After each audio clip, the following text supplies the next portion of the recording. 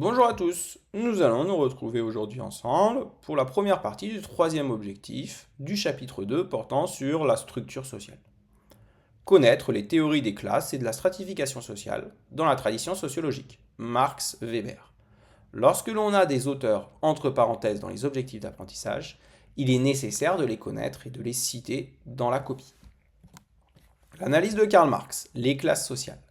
Karl Marx théorise l'existence de groupes sociaux hiérarchisés entre eux, qu'il va nommer classes sociales.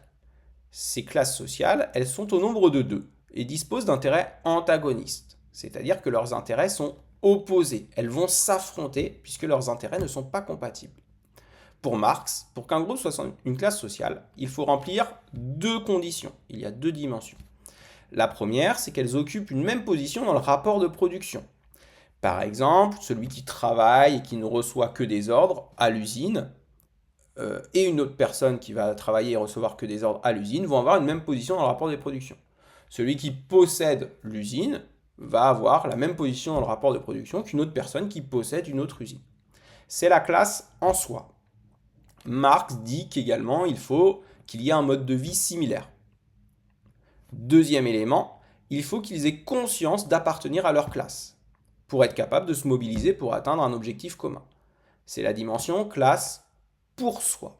Donc pour qu'une classe sociale existe, pour qu'un groupe soit nommé classe sociale, selon Marx, il faut remplir ces deux conditions, la classe pour soi et la classe en soi.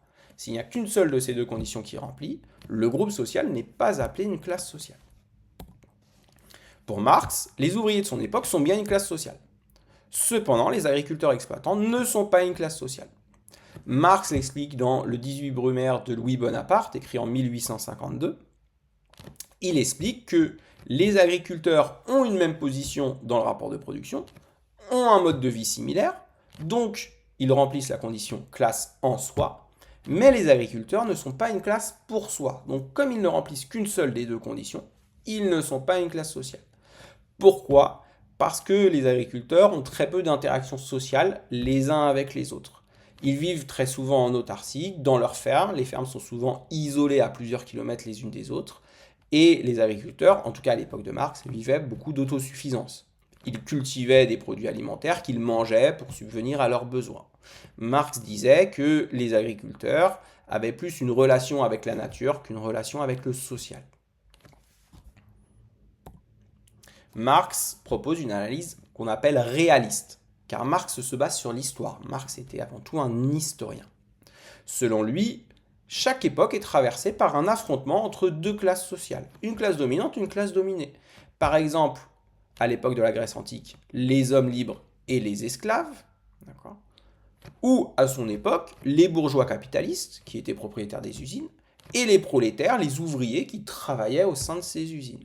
À chaque fois, il existe un rapport de domination, une idée de dominant-dominé. L'analyse de Max Weber, la stratification sociale. Pour Weber, la société est hiérarchisée en strates. C'est un ensemble de couches, comme par exemple un millefeuille. Vous voyez, le gâteau du millefeuille est une superposition de plein de couches différentes. Eh bien, Max Weber dit que la société, c'est un empilement de différentes strates. C'est un ensemble de différentes couches. Il y a une quasi-infinité de couches, et les individus peuvent être classés dans une couche, et plus la couche est en haut, plus l'individu a une position sociale élevée. Pour savoir à quelle couche appartient chaque individu, Weber va nous dire qu'il y a trois ordres à prendre en compte. L'ordre économique. Weber appelle l'ordre économique la classe sociale. Mais chez Weber, la classe sociale, c'est quelque chose de beaucoup plus simple que chez Marx. Chez Weber, la classe sociale, c'est uniquement la richesse de l'individu. L'ordre social, qu'il appelle le prestige, c'est le mode de vie plus ou moins valorisé d'un individu. D'accord ? Est-ce que le week-end, je vais au musée voir des expositions d'artistes ? Oui, dans ce cas-là, j'ai un prestige assez élevé. Est-ce que ce week-end, je ne suis pas allé au musée, je suis allé me promener dans un centre commercial? Dans ce cas-là, mon niveau de prestige est plus bas.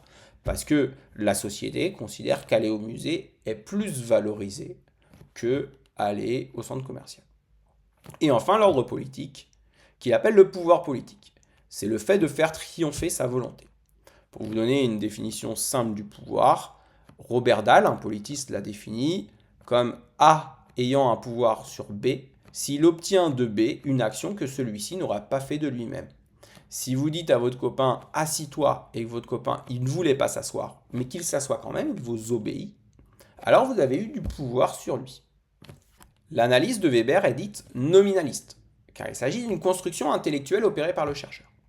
En fait, si vous voulez, il n'est pas possible de calculer un score de prestige, un score de pouvoir, un score de richesse pour chaque individu, et de dire « Ah tiens, lui, il a 402 points, lui, il a 383 points », et bien la première personne sera au-dessus de la deuxième dans la hiérarchie sociale. Tiens, lui, il est allé au moins 3 fois au musée durant l'année, ça lui donne 12 points. Lui, il a lu 5 livres dans l'année, ça lui donne 8 points. Lui, il ne fait que regarder des téléréalités à la télé, ça lui enlève 4 points, etc. C'est pas comme ça que ça marche, il n'y a pas d'objectivation des critères. On ne peut pas évaluer chaque critère. Donc, finalement, l'analyse de Weber, elle n'est pas là pour réussir à classer l'individu. Elle est là comme une grille de lecture pour que le chercheur puisse appréhender la hiérarchie sociale.